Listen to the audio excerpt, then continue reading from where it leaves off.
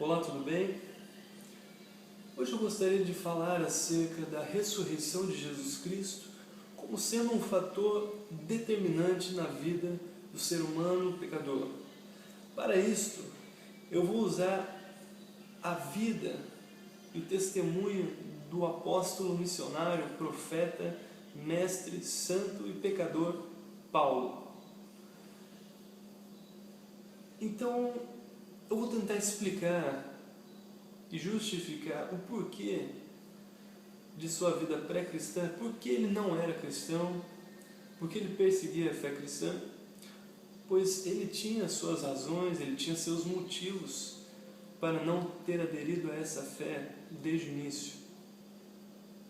Eu também vou explicar o porquê de ele ter se convertido à fé cristã, que nem era chamada de cristã na época, pois nem havia esse termo cristão, né? Cristão vem a partir da comunidade de Antioquia. Cristão significa pertencente a Cristo, de Cristo, do grego Christianos. Então, vamos tentar entender a vida do apóstolo Paulo. E vocês podem chamar de Saulo também. Saulo é o nome hebraico dele. O nome romano era Paulo. Então eu vou intercambiar entre esses dois. Paulo, Saulo, tanto faz. Faz diferença para mim. Saulo nasceu em Tarso da Cilícia. E lá ele fez o ensino primário, fez o ensino secundário.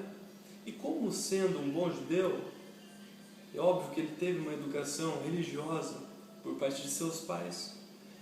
Ele foi aos 15 anos para Jerusalém, para que ele pudesse aprender melhor, se aprofundar no judaísmo. Ele se formou lá no judaísmo como sendo um fariseu, desde os 15 anos de idade. E Paulo foi praticamente um contemporâneo de Jesus Cristo. Quando Paulo nasce, Jesus tinha provavelmente cerca de 10 a 15 anos. E quando Jesus morre, Paulo deveria ter mais ou menos uns 20 anos. Né? É uma probabilidade, é uma hipótese, não é algo absoluto. Então, Paulo passa a ser um exímio judeu. Paulo, desde sua infância, era um judeu devoto. Ele aprendeu de forma sensacional o judaísmo. Ele era um aluno destacado. Daí que vem a ideia de que ele aprendeu aos pés de Gamaliel, né? Teve influências de professores fantásticos. Gamaliel entrou na história, né? Dentre os mestres judeus que já passaram pela história do judaísmo. Então, ele era conhecido como um aluno excelente, um aluno que sobrepujava o conhecimento e a inteligência de seus coetâneos, de seus coevos, das pessoas que tinham a mesma idade sua. Então, ele era o cara em se tratando de judaísmo. Ele sabia de tudo praticamente. Ele conhecia as escrituras, o Tanakh, né, a coleção do Torá, né, que é a lei dos escritos, dos profetas, que hoje entendemos como o Antigo Testamento. Então ele sabia de tudo, ele era o cara, ele entendia do assunto, o menino manjava. Então, Paulo achava que Jesus era um fracassado. Paulo achava que Jesus era um mentiroso. Paulo achava que Jesus não era o Cristo, não era o Messias, não era o ungido de Deus. Por quê? Porque ele tinha uma concepção que não se encaixava com o que havia acontecido com Jesus. Ele tinha uma concepção sobre o Messias de que o Messias seria um líder político que libertaria Israel do jugo do Império Romano. e não podia ver esse aspecto passional, né? Esse aspecto de um Cristo que sofre. Isso é inconcebível. Quanto mais um Cristo que morre, pior ainda. Mas tem algo pior. Quanto mais ter um Cristo que é crucificado, que é morto da pior forma possível, da forma mais horrível, da forma mais sangrenta, da forma mais desastrosa, mais desgraçada, mais danada. Jesus morre como um criminoso, como o pior criminoso, como uma pessoa indigna, como o pior pecador. Jesus morre como o pior pecador, sim. Então, era inconcebível Paulo acreditar que, conforme asseveravam os seguidores de Jesus, que Jesus não havia apenas morrido, crucificado, mas Jesus havia ressuscitado. Ele não acreditava nisso. Era uma falácia, era uma mentira, não podia acontecer isso. De modo nenhum, nunca, jamais. Então Paulo perseguia os cristãos, pois eles eram um bando de blasfemos que seguiam um blasfemo. Seguiam uma pessoa que estava extraviada da vontade de Deus, e que havia morrido e que não havia ressuscitado de jeito nenhum. Então ele perseguia os cristãos, perseguia os seguidores do caminho, os seguidores de Jesus. Eu vou ler um texto para mostrar que de fato acontecia isso. Registro de Lucas, em Atos, capítulo 9, diz assim: Saulo, respirando ainda ameaças de morte contra os discípulos do Senhor, dirigiu-se ao sumo sacerdote e foi pedir-lhe cartas para as sinagogas de Damasco, a fim de poder trazer para Jerusalém presos os que lá encontrassem pertencendo ao caminho, Jesus, né? Quer homens, quer mulheres. Estando ele em viagem, aproximando-se de Damasco, subitamente uma luz vinda do céu o envolveu de claridade. Caindo por terra, ouviu uma voz que lhe dizia: Saulo, Saulo, por que me persegues? Ele perguntou: Quem és, Senhor? E a resposta: Eu sou Jesus Nazareno, a quem tu persegues. Então, a partir disso, ele ficou cego e ele teve um encontro com Jesus. Ele teve um encontro com Deus. A partir desse evento, tudo muda. Por quê? Porque ele passa a entender que aquele que havia sido crucificado era o Senhor da glória. Ele passa a entender que Jesus, de fato, havia sido ressuscitado, porque ele apareceu diante de Paulo, ressurreto, vivo.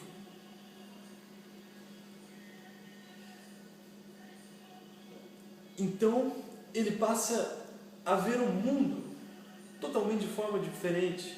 Ele passa a interpretar as Escrituras a partir de Cristo, a partir de sua experiência. Ele passa a entender a sua condição humana a partir disso, a partir desse evento. Ele consegue enxergar quão pecador ele era, quão pecador ele era e ainda o que ele havia feito contra a obra de Deus. Ele perseguia a igreja e ele estava perseguindo o próprio Jesus. Então Paulo passa a enxergar todo o propósito de Deus para a humanidade. Ele passa a interpretar o Antigo Testamento à luz de Cristo. Nós vemos em Gálatas, por exemplo, que ele tenta explicar por que as pessoas são salvas por meio de Jesus Cristo e como essas pessoas não estão presas a uma etnia só, não é uma preponderância, uma primazia de alguma raça, não, é uma mensagem aberta para o mundo todo. E ele entende que esses, os que creem em Jesus, são verdadeiramente os filhos da promessa, porque em Jesus se cumpre o testamento, se cumpre a promessa que precede lei, precede obras, precede qualquer coisa. Em Jesus há uma continuidade entre essa aliança de Deus para com seu povo. Então, Paulo passa a ter uma nova visão de mundo, uma nova cosmovisão, uma nova mundividência. Paulo passa a enxergar o mundo a partir de Cristo.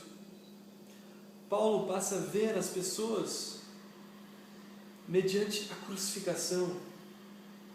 Paulo passa a ver que o mundo é precioso para Deus. Paulo passa a ver que as pessoas haviam sido valiosas por Deus, a ponto de Deus vir como filho, na pessoa de Jesus Cristo, se encarnar, se entregar por elas, para salvá-las. Então Paulo adquire uma compaixão e um amor para com a humanidade. Então ele anuncia a fé cristã. Embora ele tenha tido oposição, até mesmo entre os cristãos que não entenderam a missão mais abrangente do cristianismo, que era para toda a humanidade, Paulo passa a ser o apóstolo dos gentios. Aquele que perseguia passa a ser agora o propagador da fé cristã. Paulo passa a ser inclusivista. Paulo não se restringe, Paulo ensina. Paulo se mostra como um verdadeiro mestre, usado por Deus. Por quê? Porque ele teve uma experiência com Jesus Cristo. Nós vemos em sua fortíssima epístola aos Gálatas que ele se diz apóstolo de Jesus Cristo, não por parte de homens, mas mediante a revelação do próprio Jesus Cristo. Por quê? Porque Jesus havia aparecido a ele. Então, a partir disso, ele experimenta uma conversão genuína, uma conversão verdadeira. Então, nós, para entendermos o Evangelho, nós precisamos passar por um processo de encontro com o Senhor Jesus Cristo, por um processo de experiência de fé, como o apóstolo Paulo. Então, como meu tempo já acabou, acho que eu falei demais já, eu convido a todos vocês que estiverem me ouvindo a assumirem um compromisso com Jesus Cristo.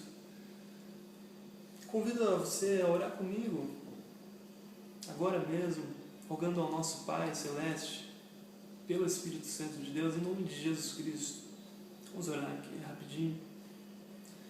Pai, em nome de Jesus Cristo, estamos aqui mais uma vez, por intermédio do Espírito Santo, propagando a Tua palavra, Senhor, a palavra da cruz, que é preponderante, que faz o diferencial na vida do ser humano pecador. Senhor, dá-nos experiência, como o apóstolo Paulo teve. Dá-nos convicção, Senhor, para crer no Seu Evangelho, porque a fé vem de Ti, Senhor. É algo sobrenatural, que não vem de nós mesmos. Nós não temos força suficiente para crer em Ti, Senhor. É um ato de fé, Senhor. Tem misericórdia de cada um de nós, Jesus. Guia-nos segundo o Teu querer. Faça com que nós entendamos o Seu Evangelho, que é precioso. Faça com que nós busquemos compreender, busquemos achar o Seu Evangelho, Senhor. Que Ele venha renovar a nossa mente e a vida de outras pessoas, Senhor. Em nome de Jesus Cristo. Muito obrigado por ter assistido esse vídeo. Espero que de alguma forma ele tenha sido importante, tenha trazido alguma mensagem de fé para as pessoas, porque é em Jesus que nós conseguimos o sentido de vida, que nós alcançamos um propósito, nós acabamos saindo dessa vida passada, dessa vida de depressão. Então, se você acha que esse vídeo foi importante, por favor, passe a outras pessoas. Em nome de Jesus Cristo, não é por mim. Ok? Obrigado.